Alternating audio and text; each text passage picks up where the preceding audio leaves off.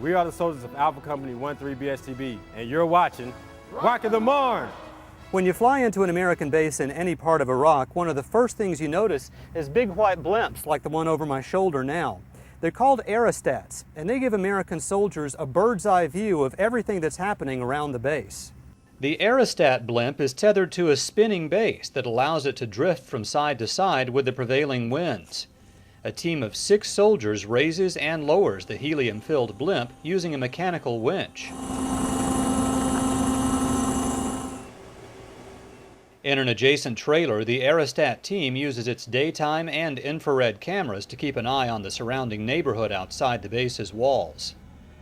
If American or Iraqi troops need a steady eye to stare down at a rioting mob, they can call in this strange-looking craft, the Gasoline-Powered Microwave Aerial Vehicle, or GMAV for short.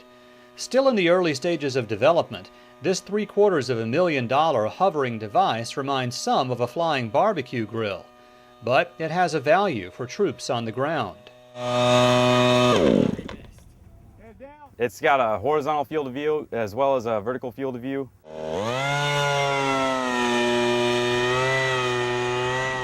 It's equipped with a GPS to give you a reference on a map of where it's located, as well as the ground station.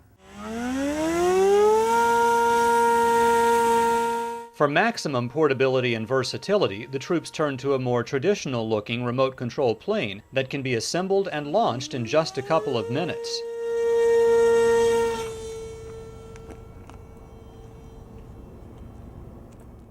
This is the Raven. It's a remote control airplane that only weighs about 5 pounds. It's not armed, but it has special cameras so the troops can see what's happening on the ground. The Raven is useful for combat situations where we're out on patrol and we need to observe an objective from a far distance before we actually go into that objective, sir. So we'll launch the Raven from a safe distance, go over and get an aerial view, make sure it's safe for our troops, and then we can go in and breach our objective, sir. The Raven's 2-man team operates it using a tough laptop computer.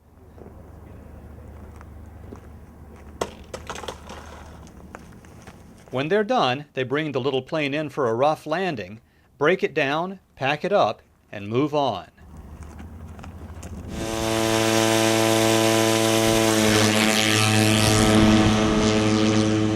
The Raven's big cousin, the Shadow, is cut from a different cloth. This 14-foot wide bird can fly for miles at altitudes of thousands of feet, staying in the air for hours to give commanders a continuous real-time view of the battlefield, day or night.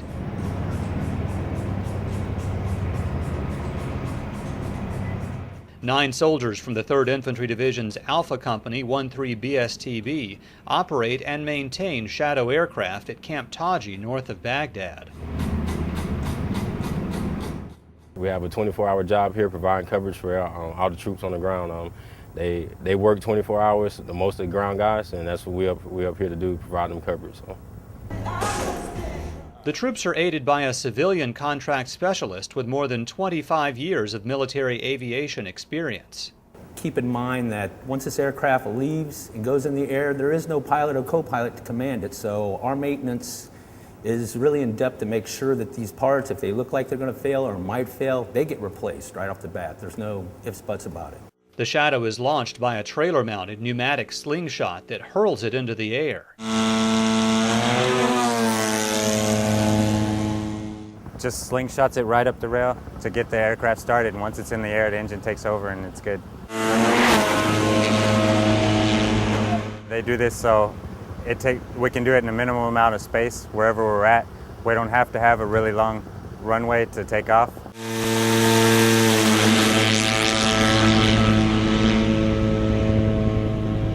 You know, I think if you don't feel at least a little bit of nervousness, there's probably something wrong with you, because, you know, there's always that slim chance that aircraft, when it goes off the rails, could go into a helicopter or something. So, in which case, there's still a possibility of some major consequences affiliated with it. So, Tower Flight Master 1, attention is left downwind for Southgate 2.5. In a nearby flight control center, a mission controller and aircraft operator run the show. Right now, as a PFC, I actually have responsibility of like the whole flight line, the whole Shadow operation at this site. And it's kind of cool because I'm in charge pretty much. And like with manned aviation, I wouldn't even probably be in the cockpit. So this is pretty cool. I was really, really surprised when I first got with the system, having privates and PFCs actually flying them. I thought it might be a warrant officer or a senior or a staff sergeant flying them. So I was really impressed with what they can do. It takes a whole team of soldiers to operate the Shadow. They launch it and recover it here at Taji. The pilots who actually fly the Shadows on their missions are based several miles away across Baghdad, right here at Forward Operating Base Falcon.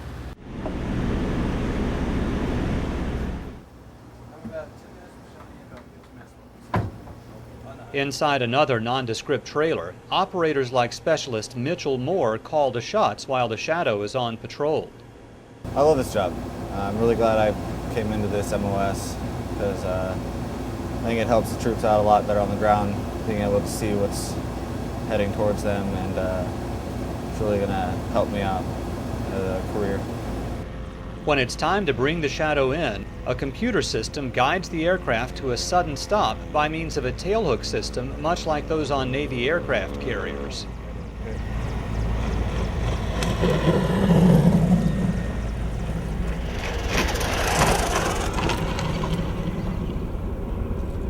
The AV catches the rope, and the brake drums slow down the rope and stop the AV in the shortest distance possible. From beginning to end to after-flight maintenance, the Shadow crew is a tight-knit team that is keenly aware of the help it provides to soldiers every day. I take pride in what I do, what I work, and I want other people to see it. It's a good thing to know that you're helping troops out there that needs recon videos and to see what's out there so they can prepare for it. Coming up next, a flight on the scary side. Watch a jaw-dropping job done by 3rd ID soldiers hooking up a container to a chopper hovering just inches above their heads in pitch darkness. I hope the bird don't squash me. I'm just hoping. How close does it come to you? Like 6 inches close. Like flat on your back close. Rock of the Marne will be right back. Aloha. I'm Staff Sergeant Vanessa May Rivas. I'm from 3rd ID, stationed at Fort Stewart, Georgia. I would like to say hello to my family back in Hawaii. I miss you guys, and I would love to see you when I come back. How you doing? I'm Warrant Officer 1, Alfonso White. I'm here in Taji, Iraq. I would like to give a shout out to my family members and friends at Greenville, South Carolina, and I want to give a very special shout out to my daughter, Ariana. I love you, and I can't wait to see you. Hi, my name is Davis Congdon, and I'd like to say hi to my family back home. Roger, Lydia, Jared, I can't wait to see you guys. Hey, I'm Specialist Gilmore, and I just want to give you a shout out to my wife. Let you know that I love you, and I'm fine, and I'll be back soon. Hi, I'm PFC Virginia Rodriguez. I want to say hi to my family back home in California. I hope you're doing well, and I will be home soon.